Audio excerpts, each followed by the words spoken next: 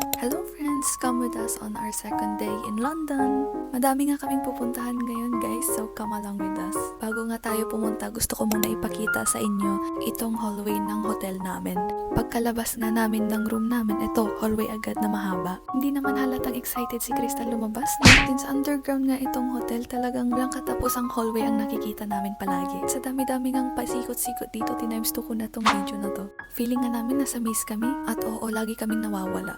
Buti na lang na-manage namin lumabas at bumalik. Anyway, ang una nga pala namin ginawa is mag-breakfast dito sa Blank Street Coffee. Meron nga pala silang mga iba't ibang klase ng matcha latte dito. Tapos madami ding available na bakes. Paborito din kasi namin ni Crystal ang matcha latte guys. Kaya gusto namin itry yung iba't ibang klase or iba't ibang flavor na meron sila. Ang kinuha ko nga pala is yung iced matcha latte with oat milk tapos almond croissant.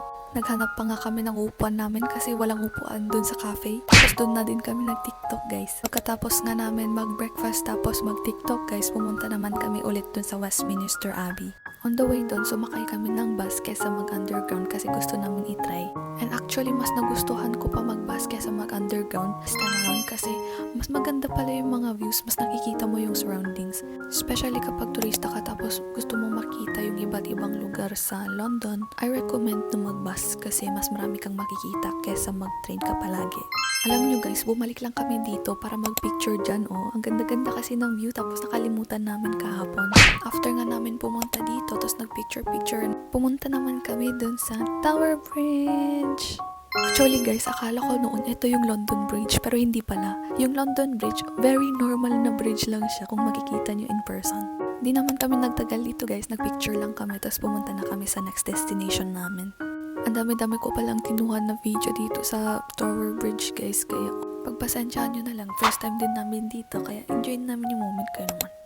After nga namin dun sa Tower Bridge guys, pumunta naman kami dito sa Covent Garden.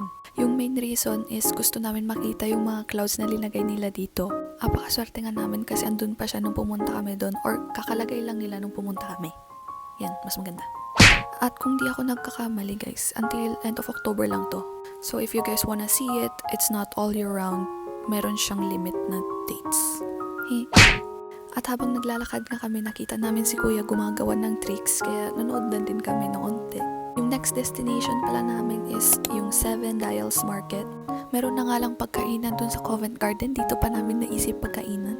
Malapit lang din kasi ito dun sa Covent Market. Tapos wala kaming nagustuhan ng mga pagkain dun sa Covent Market, kaya sabi namin, dito na lang kami kumain kasi mas marami silang available. Mas marami silang pagpipilian na pagkain. Yung kinain nga pala namin is yung dumplings na may iba't ibang fillings. Tapos after nun, kumain naman kami nitong bread na may filling. O diba, Shala? Lahat may filling. Feeling ka? At apakasarap nga nitong bread na may filling na to guys. I super recommended kung pupunta kayo dun. After nga namin kumain guys, pumunta naman kami dun sa Neil's Yard, which is mga 5 minutes away lang sa Seven Dials Market. After namin magpa-cute doon, tapos mag-picture-picture, pumunta naman kami dun sa Chinatown, tapos Piccadilly Circus.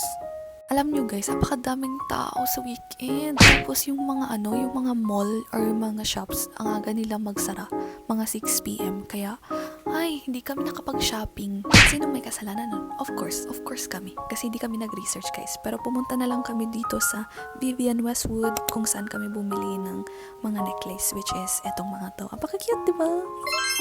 Medyo pricey, pero deserve namin yan. Talagang masasabi mong gastos ngayon, overtime later. After nga namin bumili dun sa Vivienne, bumalik naman kami dun sa Chinatown para kumain ng dinner kasi pagod na din kami, masakit na yung paa namin. Tapos on the way pa dun sa kakainan namin, meron itong Mickey Mouse na to, nag-scam sa amin guys. Huwag kayong magpapaskam.